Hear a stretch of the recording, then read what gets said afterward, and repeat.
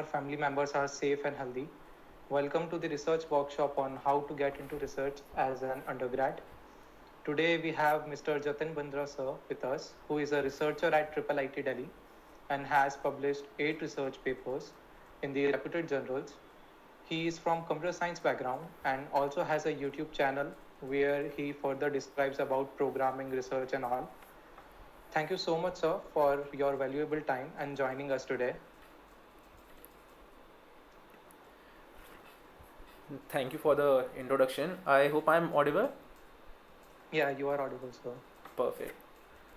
So without further ado, I would like to request Jatin sir to take over the session. If anyone have any question during the workshop, they can write it in the chat section and the same will be answered at the end. And also I request the audience to keep their mic muted during the session to avoid any disturbance. Kindly sir, take over now. Sure. So, hi everyone. I hope you are safe and people around you are safe in this difficult times.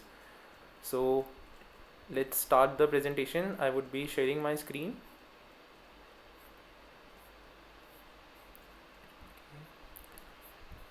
So, can anybody just quickly tell me if my screen is visible? Not yet, sir. Okay.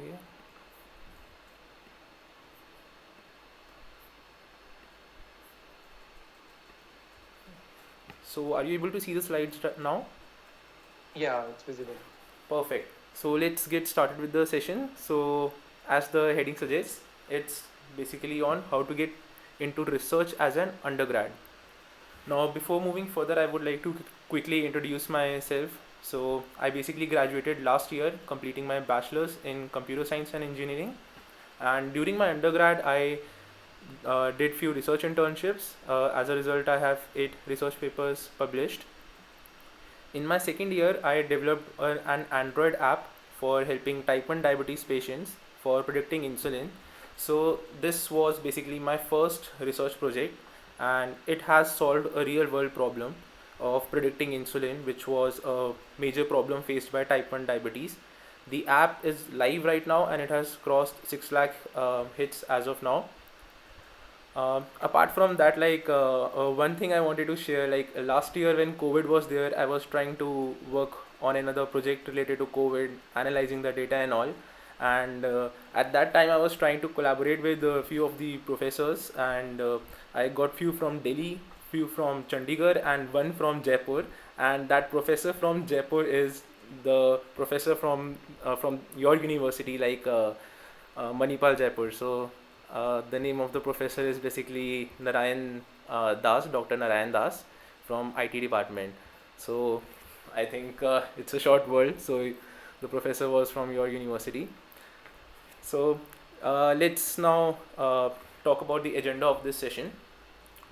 So we would be talking about what research is, why you should do research right now, because when you talk about research, you might think about someone who is doing masters research based or someone who is pursuing PhD. So why research right now? We'll talk about it, how and where you can get started with it, and what are the opportunities related to research in your undergrad. Now my idea is not to tell you what you should do just 6 months from now or 1 year from now. I want you to know the complete career path of a researcher, like where you will land after 5 years or 10 years into field. So I will trace the whole career path of what you can be, where can you be, and this would be supported by real case studies. And finally, we'll wrap up with some tips based on my own experience into the research field from last 3 to 4 years. So let's start. The first thing is, what is research? Anybody wants to answer this question in your own simple words? Like, what is research? Anybody wants to give a word try? Anyone who wants to answer can raise their hand and we'll unmute him.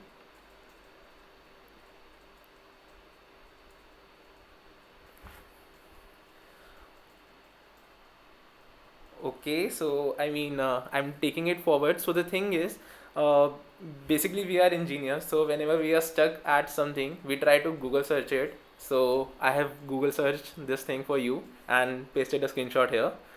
So research is actually the systematic investigation into and study of materials and sources in order to establish facts and reach new conclusions.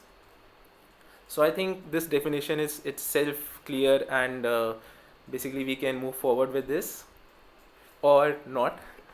So my idea here is not to confuse you. I want the things to be really crystal clear for you all. So we'll not move with that definition. I actually have my own definition of research. So my definition is any of your personal project or your collaborative project which you do along with your friends or under a professor. If you add novelty to that project automatically becomes a research. So just to give you an example, during our undergrad we do a lot of courses. Maybe it's on some websites like Udemy or Coursera, or a playlist that you are following, a YouTube playlist or something. So the person who is teaching there, you actually tend to make the projects as it is and you complete the course basically.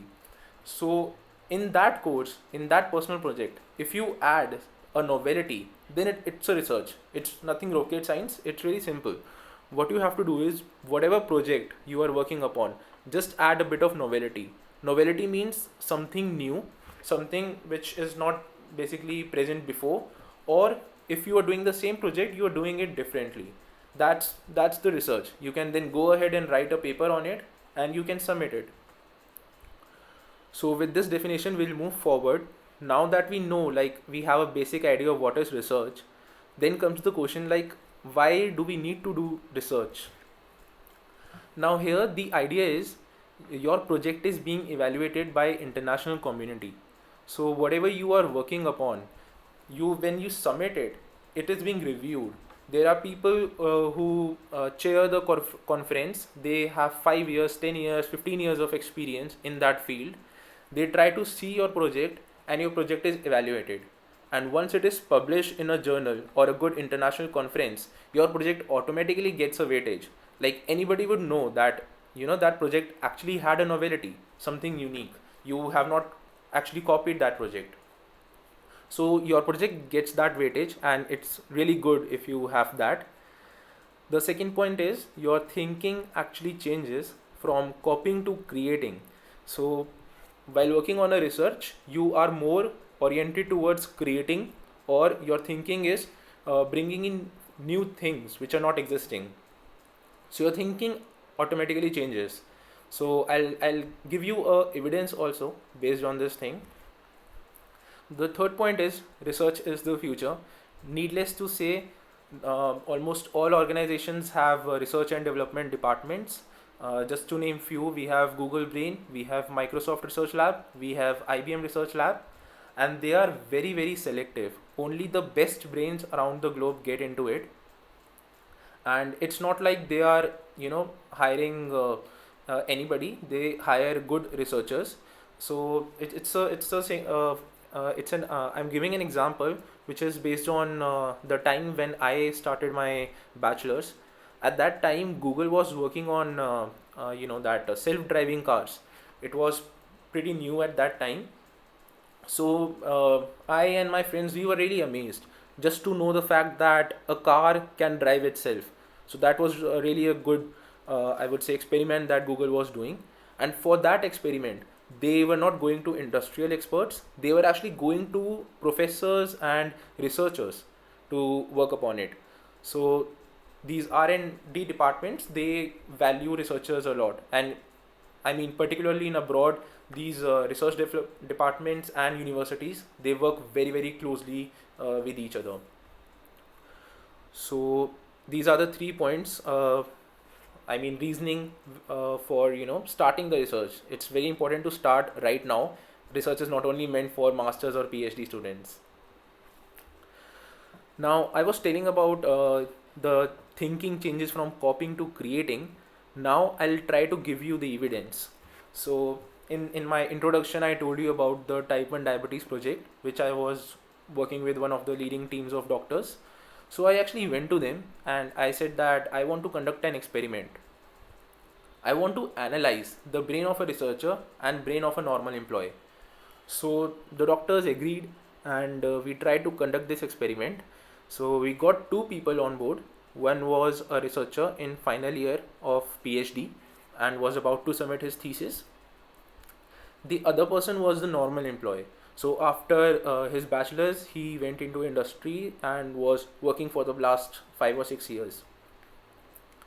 So we tried to analyze the brain of both of them by taking the MRI images, and the results we got were like amazing.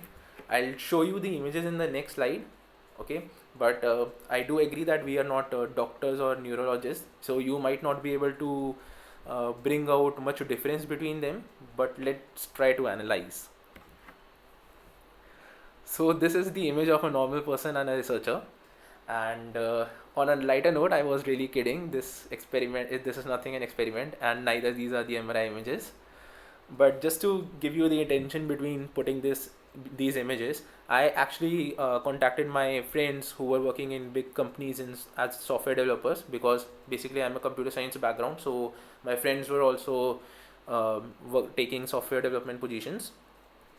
I called them up and I said that how you work, and I also took one of the industrial internships, so that's based on my own experience as well. When you work in industry, you work on project. Okay, that project you are given a design by the designing team.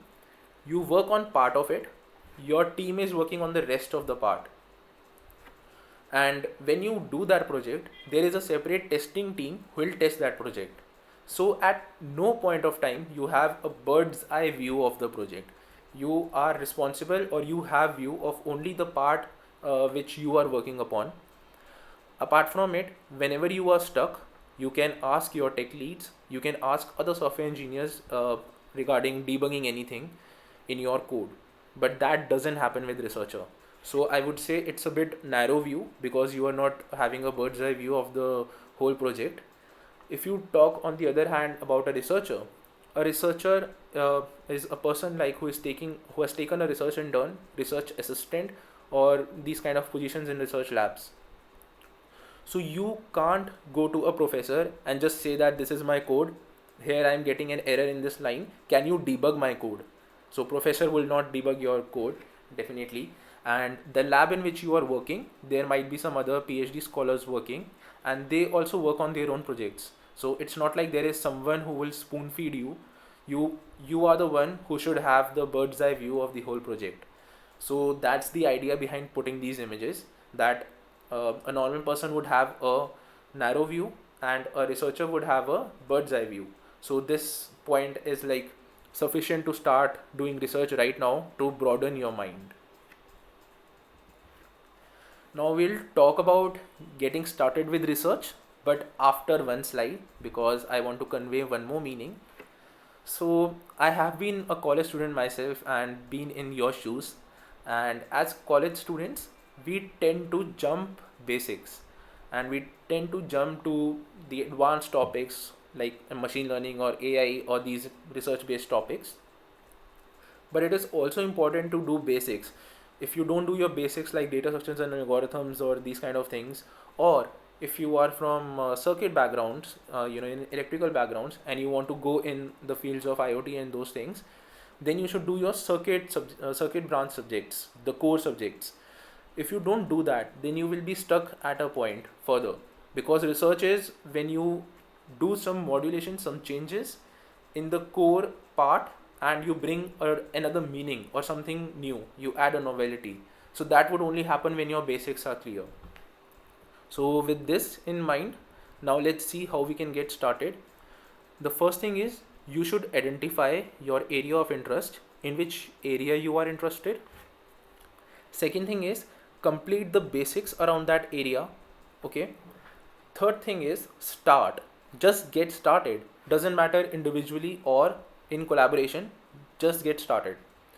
Now, when I say complete your basics, it does not mean you will do your basics for 1 year or 2 year. I'm not saying that. Just to give an example, if you are from computer science, doing basics like data structures and algorithms, you should know, you should be able to solve questions related to it. But I'm not saying you have to be a great competitive programmer, you have to be 6 or 7 star CodeChef programmer. It doesn't work like that. Just do your basics, it should be clear enough to you, and then you can get started. Okay.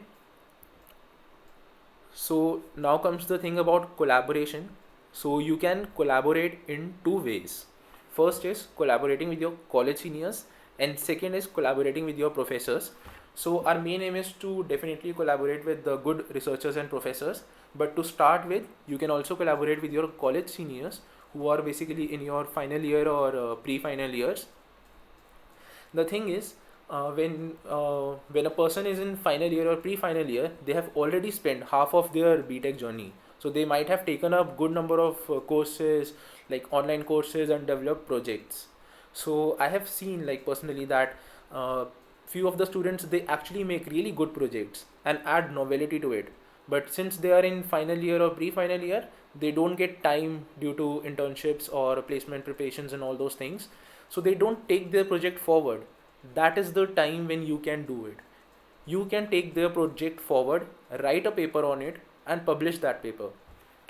So that would be a win-win situation even for that final year student, because he would be definitely getting that paper as well, and you would be also having your name on the paper. So it's a good thing that you can collaborate and do that project. Now comes the main thing, collaborating with professors, because professors are much more experienced and they have worked on good projects. So I have divided it into three categories. You can collaborate with professors from your own college or universities. You can collaborate with professors from top research universities in India, like triple ITs and IITs. And you can collaborate with top universities, like professors from top universities in the world, like National University of Singapore, MIT, University of Toronto. Now these top universities, they take students from all over the globe. So they take research interns and research assistant positions. They take students from all over the globe. So you can definitely try these things. The lines here. Sir, sorry to interrupt. I have a question. Sure. What domain are you willing to pursue research in? So I basically work in machine learning and AI based problems. It's not in a specific area like medical or image processing. It's a general area. So I have worked in medical field as well, and right now I am working on image processing. But main idea is basically AI and deep learning. Okay, sir. It's cool. Thank you. Sure. So yep. So I was talking about collaborating with professors. So the lines, if you notice, like I have made it a bit different. So the idea here is it is much easier to collaborate with professors from your own college or university, since they have taught you or they are teaching you in courses, and you are basically they know you. So it's easier to work on a project under them. It's a bit difficult to get research intern positions and projects at IITs and triple ITs, and it is much more difficult to get positions in international universities. The reason is, when they provide you the position, they will fund your traveling, they will fund your staying and everything. So they have to make sure that you know they hire very very good researchers. So it's very very selective. Now I'll talk about in detail, like how you can get these research positions and all, and I'll also share the shortcuts of getting it. So the first thing is, you can make a list of professors, 2 or 3 international professors you can take from international universities, 5 or 10 from Indian universities, and 2 and 3 from your own college or university. Now you have to apply in this order only. Okay, so why I am saying this, because uh, international universities, like professors from international universities, you need to apply at least 6 to 8 months before start of your internship, because there would be some interviews, then you have to file your visa and everything is there. So at least 2 to 3 professors you have to apply, or even more than that, and apply at least 6 to 8 months before. Then coming to the Indian universities, there are separate programs. You can check out websites of them individually. So just to give you an example, IIT Roorkee hosts that Spark internship program. There are separate internship program by Triple IT Delhi, Triple IT Allahabad, IIT Delhi, IIT Bombay. So they conduct their separate programs. You can check them out on their websites. So they also happen for, I think, 3 to 4 months before the start of your internship, summer or winter. So you can get an idea 3 to 4 months in advance. The next thing is, talking about your professor from your own college and university. So you can contact them anytime. You would be having their email IDs, and they would be knowing you personally as well. So that's something that you can definitely do. Now you have created the list of professors. Excuse me. So now you have created the list of professors. You can now actually go through the research area. So there are two good websites that I would be talking about. One is Google Scholar and the other is ResearchGate. I have never met any PhD scholar or professor who would not have profiles on these two websites. So all of them have their profiles. You can open up their profiles and you can go through their areas of interest. Now this is a screenshot of my Google Scholar profile.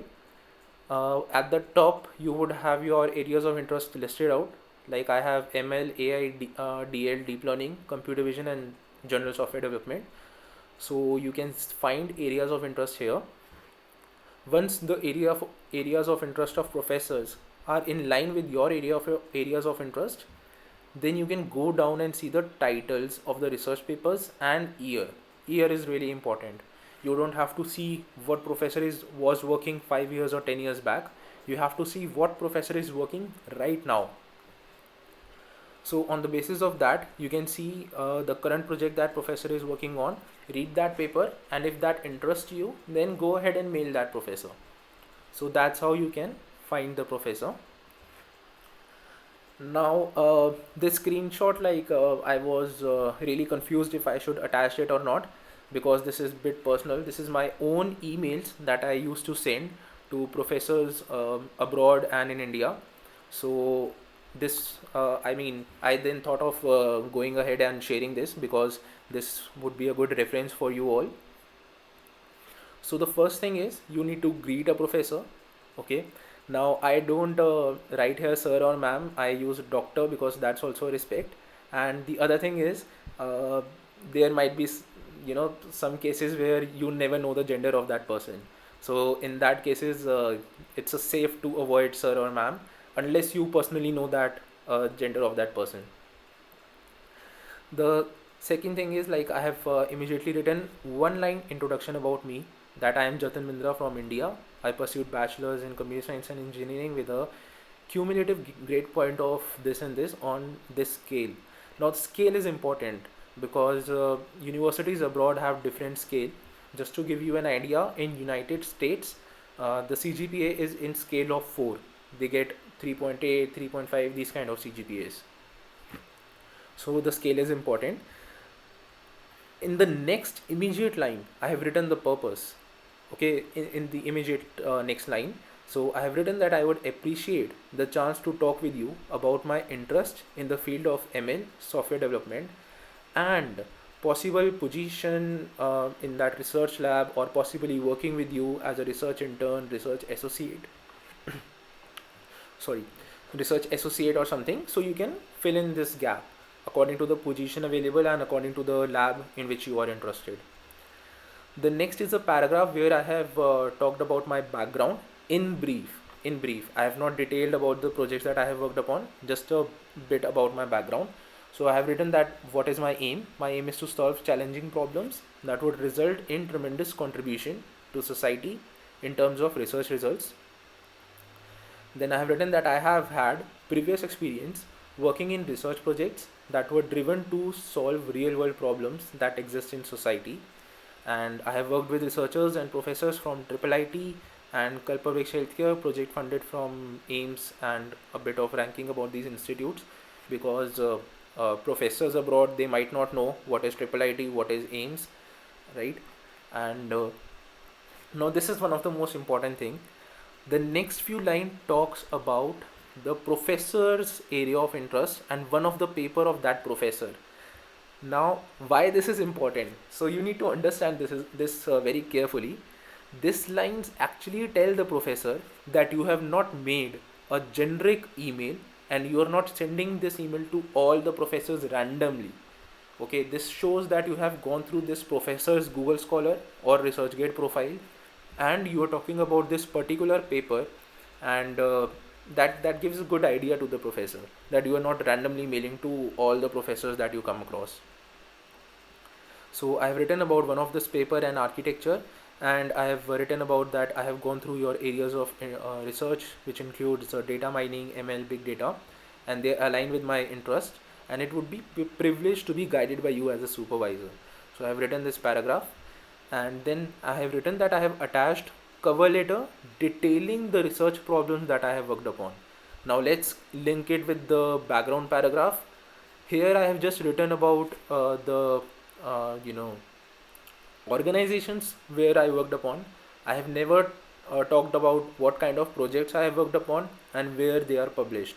So that I have covered in the this cover letter. I have in detail mentioned in 500 words or maybe more that what kind of projects I have worked upon and where are they published and about my previous publications and everything. Then I have also attached my updated CV. These two documents are sufficient. There is one more document that I attached, which was NOC, no objection certificate, from your existing college or university where you are studying. So that certificate only states that yes, you are available for next 2 to 3 months to work upon. So that's a NOC which is generally required when you are selected, but I made it in advance. Then I have written, please let me know if there is any other information I can provide. Finally, a ending note and a signature. Signature is also important. You can make these signatures in your Gmail settings.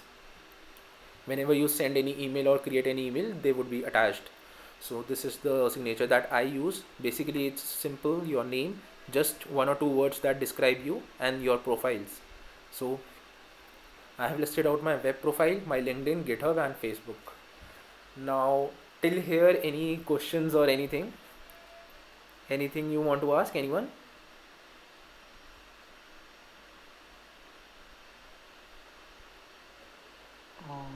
Utkarsh Rana has asked. Okay. So he's asking to start with our research journey. We should first try and work with our uni professor, or we can directly contact professors from other universities. I would say you should try both. Okay. And the thing is, just get started. You should not limit yourself definitely to professors in other research universities. You should start with whatever you have right now. So you can contact definitely professors from your current universities and from other research universities. So whichever you get, you can get started, at least for for beginning, and then you can be a bit choosy that I will work with that professor or that areas of interest is better or that research position is better. Then you can be a bit choosy, but at starting you can just start because you just need one direction, and once you are into research, I can definitely guarantee it will keep on going and going and you'll enjoy it a lot. So I hope that answers your question. So should we move forward? Thank you, sir. Yes, sir. Sure. So these are bit of my few personal observations. So professors tend to incline towards high CGPA students. This I have actually personally talked about as well with some PhD scholars, and a professor also have discussed it. And one of the reasoning that I got after discussion is that they say if you are good in studies, then you can take up these research internships and all. And they say that this basically shows the dedication, so that's why they basically tend to move towards these students. But this can be overcome with your reputed previous research publications, or if you have impactful projects listed on your CV. Now I'll tell you what is the definition of this impactful projects. So impactful projects are the projects which are deployed and there are people using it.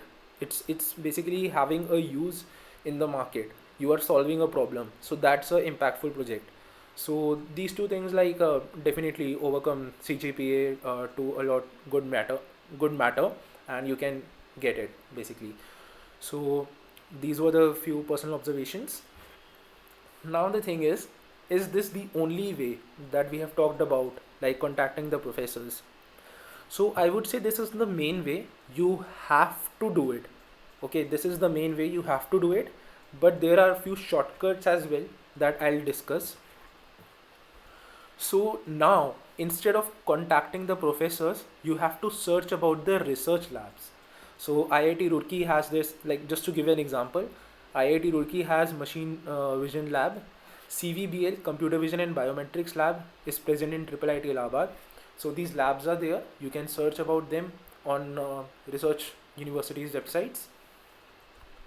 Now, when you find this lab, try to see who are the PhD scholars working in these labs. Try to contact them, try to tell them your areas of interest, and possibly ask them what are the RI research intern or RA research assistant positions available. So here you are not directly contacting the professors, but you are contacting the PhD scholars working under professor. Now PhD scholars are they are the people who are very very close to professors. They talk to them daily, and they generally reside in campus only, and they spend hours and hours with professors for long years, like 4 and 5 or maybe more years. So if a PhD scholar says that you are really good at one thing, and they can talk to a professor about you, then you will definitely get that position. Okay, because ultimately the project that you work upon, that is under supervision of a professor, but with the help of PhD scholar. So PhD scholar would be there generally who would guide you. So that's why this is one of the trick that you can use. The other thing is, don't just limit yourself to professors and these research universities. You can also see the government research projects like ISRO, Niti Aayog, DRDO. They also have really good projects. And the second point, I would really, uh, say that all of you should pay attention to this second point. There are doctors from medical field who are looking for technical people. So being from engineering background, it doesn't mean that you only have to contact engineering universities like IITs, triple ITs. Go ahead and also email professors from AIMS, Delhi. Also email professors from best medical universities like I think Maulana Azad is there, then Medical College, Delhi University. So these are few of the reputed medical colleges where professors are looking for technical people to build their websites or apps or apply machine learning and artificial intelligence to the data that they have collected. Maybe it's let's say chest x-ray images or eyes images, and they want to analyze that data. So these kind of problems doctors are also working, and you can definitely go in this direction as well. Many people don't know about this, but you can definitely go and email professors from medical colleges as well. Then the third thing is research based AI startups. Now there are good research based AI startups who are working on research problems, and you can be part of one of them. You can intern there, and like one of my friend did an intern there. I don't remember exactly, but the startup was maybe Datamonk or something. So so he was also working on really good projects. So these startups also are good way in, and at the end of the project they also go ahead and publish papers, or they also file patents. So this is also one of the things that you can explore. Now coming to the positions that you have right now, I would say right now you have research interns positions that you can take up at IITs and triple ITs. You have research associate positions that you can take up at startups and companies. You can take up position as data scientist or analyst. So these are the people who try to make out data, like meaning out of data, by applying mathematical models, by applying machine learning, AI. So these kind of things they apply and try to bring out meaning from the data. So you can work as like this, and you can also work as research assistant. So the difference between research intern and research assistant is research interns are for short duration, 3 months or maximum 6 months. Research assistant is like 6 months, 1 year, 2 year. So it's a long term research position. And let me tell you, if you work full time as a research assistant in one of the good research universities like IITs and triple IITs, they are also willing to give you master's degree. Okay, so it's a position which you take up, and in this position they will give you master's by research degree. So this is also a win-win situation. uh, I mean, this is kind of a job you get paid and you also get a master's by research degree. So this is also one of the good options. Now, as I was saying in the beginning, my idea is not just to tell you what you can do right now, but also what career path you can take up after graduation. So these are the three things which I generally came across. You can do masters research based, you can do direct PhD without doing masters, just from your bachelor's, just after your bachelor's you can do direct PhD. If you don't want to continue your studies, you don't want to do masters or PhD, you can go to industries and work in IBM research lab, Google research lab, Microsoft, Google Brain, Microsoft research lab, Tower research capitals, and these kind of things. So the thing about this masters and PhD is you don't have to pay a single penny. In fact, you are being paid. So this is true. When you do masters in research based, you basically are working on funded projects, and your masters is being paid off from there, and you are also paid a stipend. So your masters is basically fully funded. For PhD as well, you can check out the websites. I think triple IITs and IITs, they generally pay 28,000 to 32,000 per month for doing PhDs, and these are basically things which you can do abroad as well. Masters research based and PhD. There also everything is funded if you are working on research projects and all. So you don't have to spend a single penny. And now comes the proof for all of these things. I actually have evidence based on these career paths that you can follow. So masters in research based, I tried myself last year. Without gate score, I was shortlisted in triple IT Allahabad, but due to COVID I took up an industrial job, and this year I would be continuing my masters. August this year I would be starting. So this is a good thing. You don't have to pay, you don't have to give gate also to get into IITs and triple IITs if you are masters in research based. I would ask you to check out the website of Triple IT Delhi as well. They have separate seats for masters in research based students. So generally how the selection process takes place is you have a CGPA cutoff, generally around 8 or 8.5. Then you have interviews scheduled, and on the basis of that they give you the seat. So you don't need to get the gate score. And for PhD as well, there are direct PhD options. Now for this I'll show you an example, and for working in the industry as well. So these are the two two seniors which I have friends of mine. So I'll just show you. So this person actually graduated in 2018 and from NSIT. It's one of the good colleges of India. He worked as a research intern in IBM, which I was talking about. Then he worked as a research intern in Georgia Tech. Now this is the top university, one of the top universities in the world. It's located in United States. So he has been research intern there. He has been research associate at Triple IT Delhi, and right now he is working as a software developer too at Tower Research Capital, also one of the most reputed companies. So this is the profile of this person, and let me tell you, this person has not done a master's or PhD and still has 19 research papers published. So this is profile of a researcher that you can see. So this was the example of a so this was the example where the person actually went to the industry. Now this Nakul Garg, he is from my own university. Oh, just a second. Yeah, Nakul Garg is from my own university, and okay, I think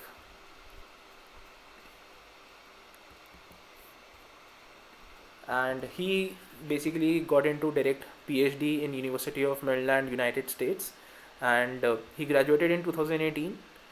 For 1 year after graduation, he worked at IIT Delhi as a research assistant, and then now he is pursuing PhD from University of Maryland.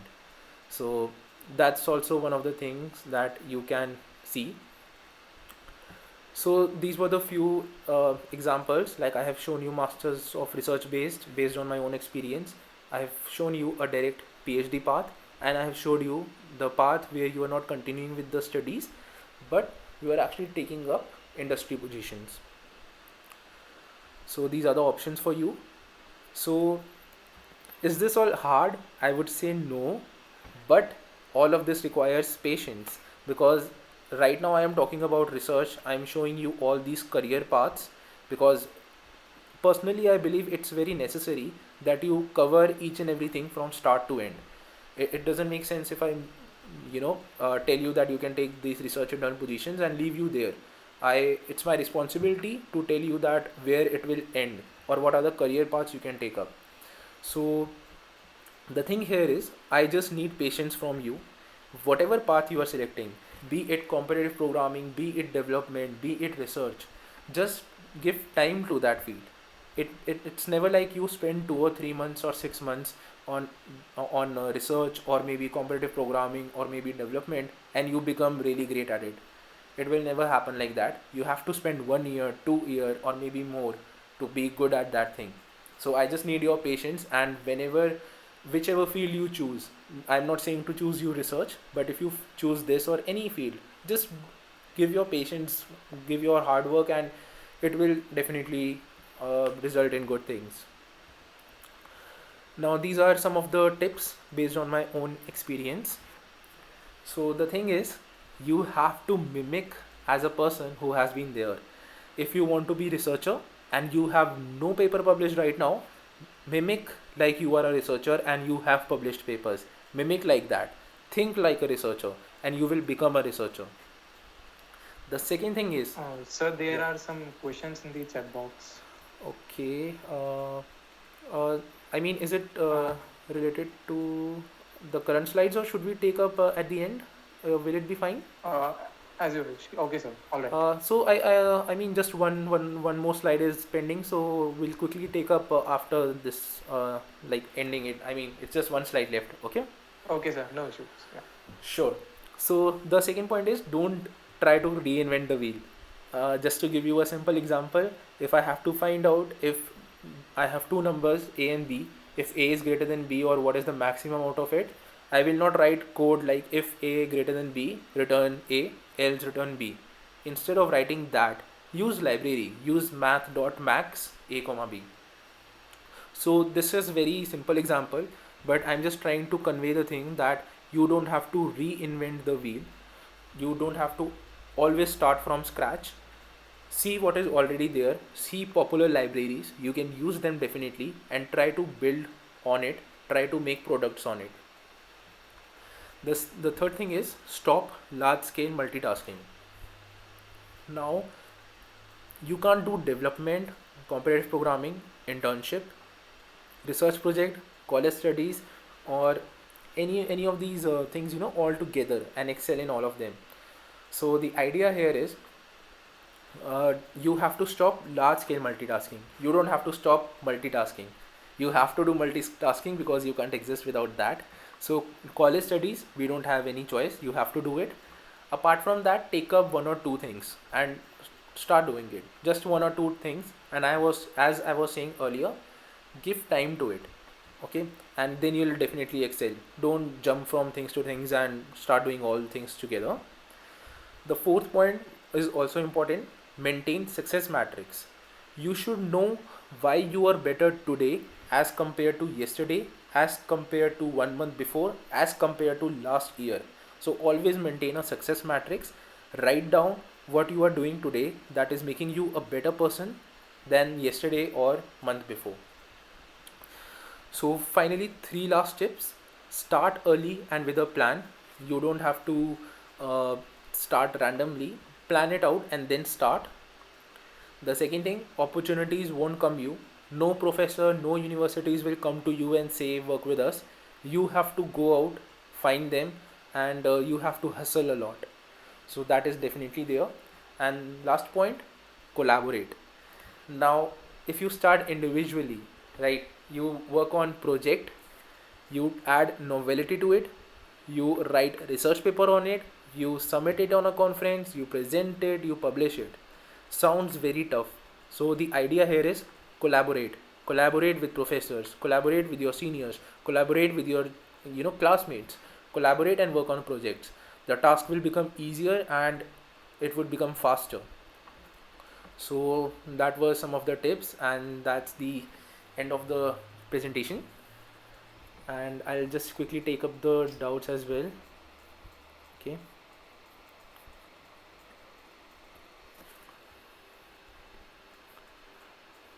So, Okay. sir, there's some questions in the chat for you. This question is, which area should one focus on while starting research, especially for the CS background? So CS background, like, to be frank, you have to find out areas where development and research is happening, and that area is pretty much straightforward, which is machine learning and AI. So that area is there. One of the project that I worked upon with some doctors also include data analysis in Python. There we were not using machine learning and all, so you can also see those things. But at the end, I would say all of these things merge into AI and ML only. If you are from computer background, like, if you ask me, out of 8 research papers I have, 7 of them strongly are AI based. So Okay, thank you, sir. That really helps. And the next question we have here is, where should one start referring for starting the research? referring, okay, so for referring, there are websites that I can talk about. You can start individually or you can collaborate. That's something that you can start. Now if you, so the best thing is to collaborate. Why I'm saying is because if you collaborate with professors, they already know how papers are published and all of these things will be sorted out. But if you want to collaborate individually, you can, mark my words, start with IEEE website, start with Google Scholar. So IEEE Explore is the website where you get good research papers. Google Scholar is the website where you not only get research papers but you also get the profiles of professors. You can read research paper from there. So when you start individually, it's more of reading, and by reading research papers and reading projects, you get some ideas and then you can start individually. So these are the two ways in which you can get started. But again, starting under a professor, or at least for your first project, is definitely beneficial and much easier, I would say. Okay, sir. Thank you so much. I hope that clears the doubt. I have a question from my side. Yeah. As you mentioned, like 70% of your papers are based on AI. What about other emerging technologies like cybersec and IoT? What is the research scope there? So definitely you can work on those things. They are, I mean, AI and ML is just one of the fields, and research basically also happens on mathematical models as well. So one of my research paper was based on, analyzing the insulin, intake of the patients. We applied ML models also, but we were not getting good results. We created a mathematical model, like using some calculations and some formulas, and that actually worked out, and that was also published in one of the good journals. So these things you can basically explore.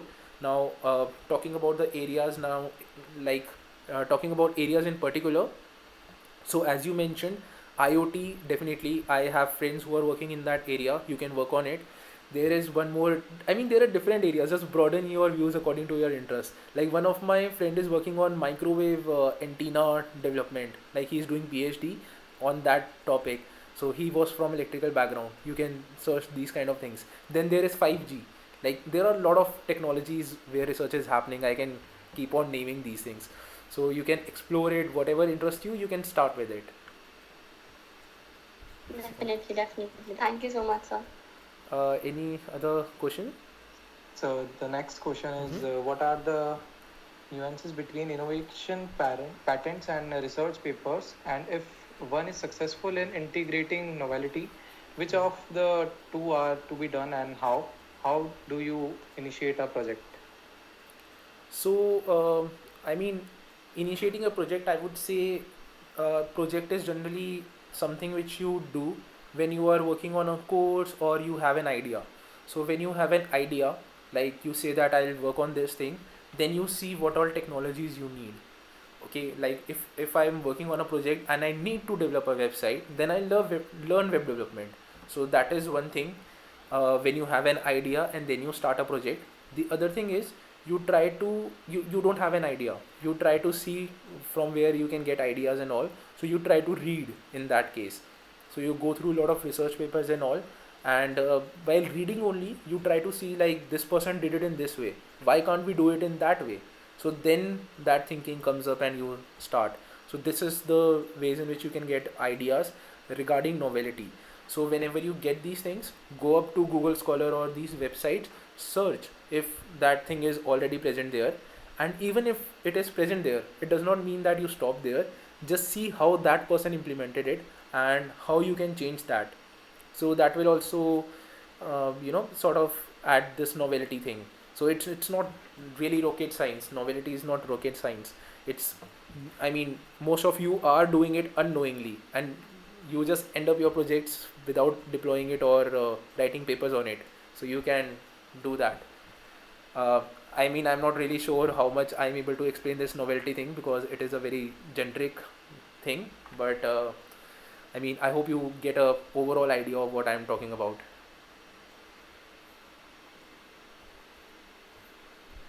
Yes, sir, definitely, Yes, sir. definitely, sir. So, sir, the next one is what all do we need to be qualified for research-based masters? Qualification, I would say.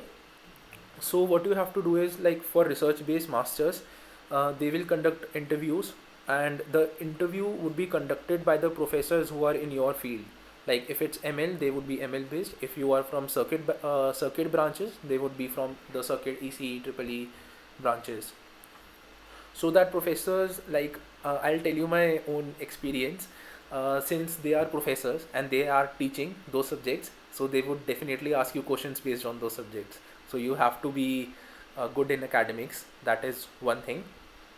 Apart from that, to get into there, your profile should show that you have research, because research based masters is bit competitive because there are no much requirements of gate and these things.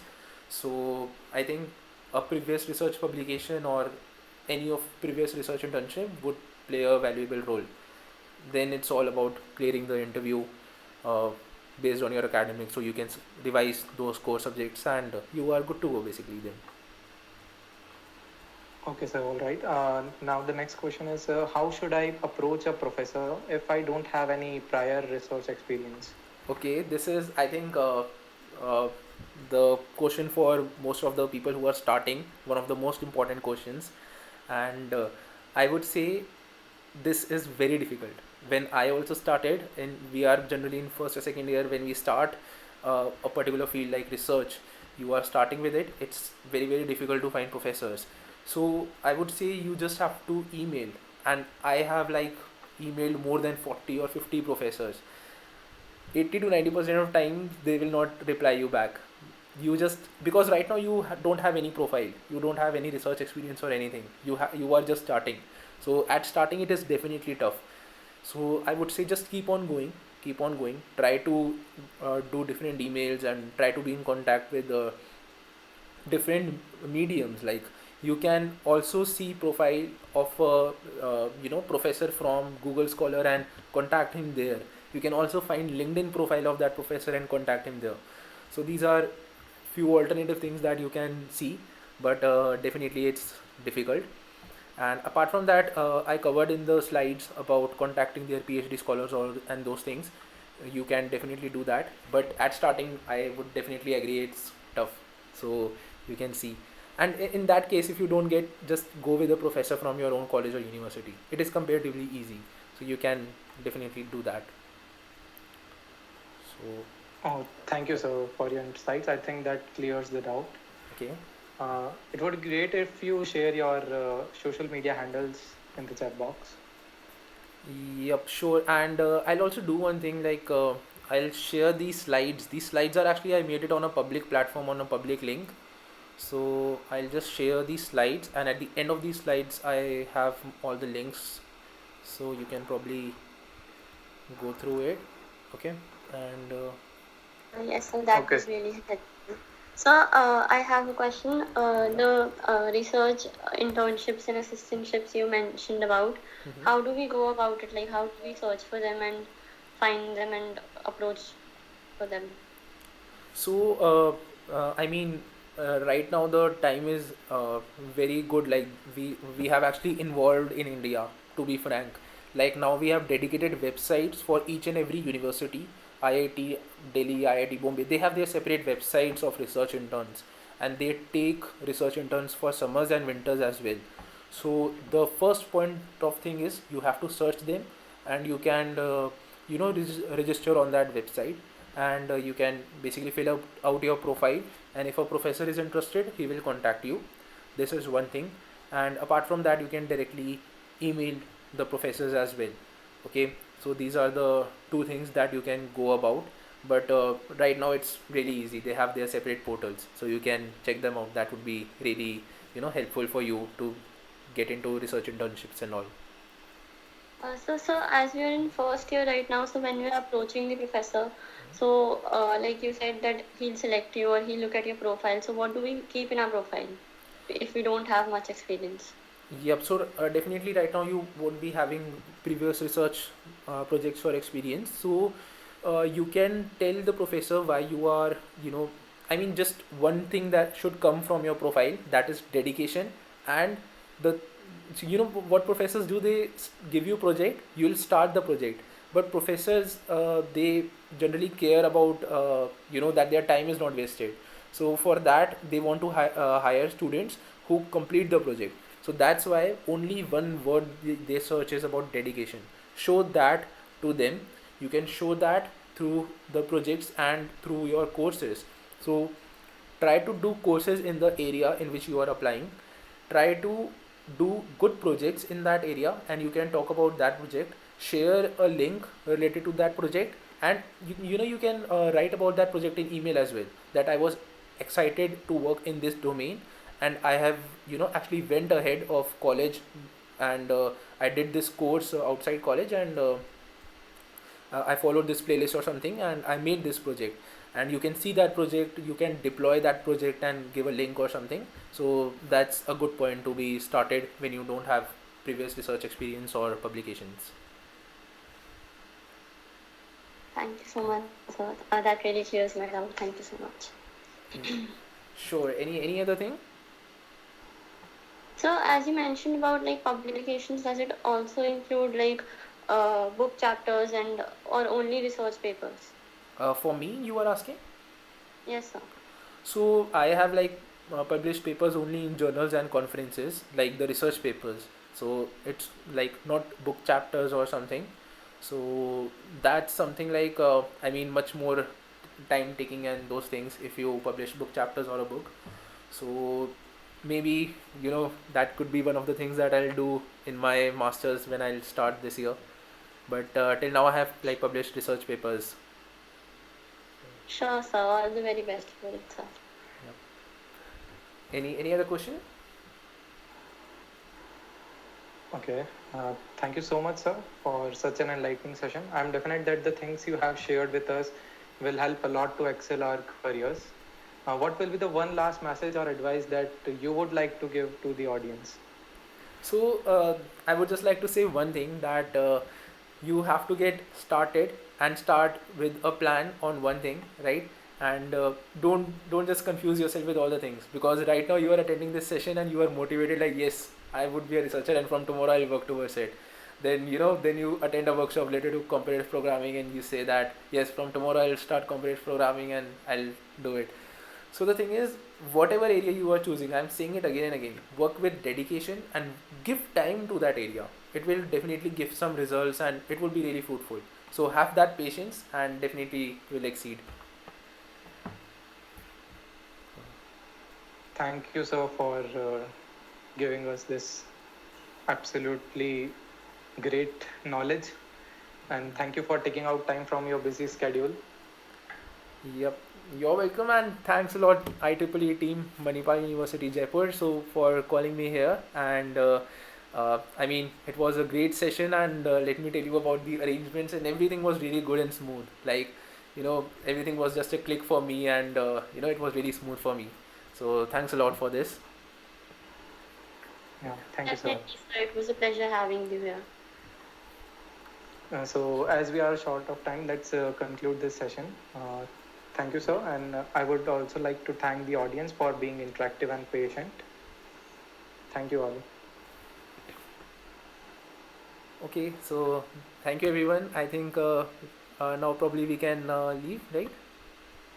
Yes, Yes, Okay, sir. Thank you. thank you, sir. okay, bye bye everyone. Have a safe, be safe in this time, right? Wish Okay, you the same, sir. sure.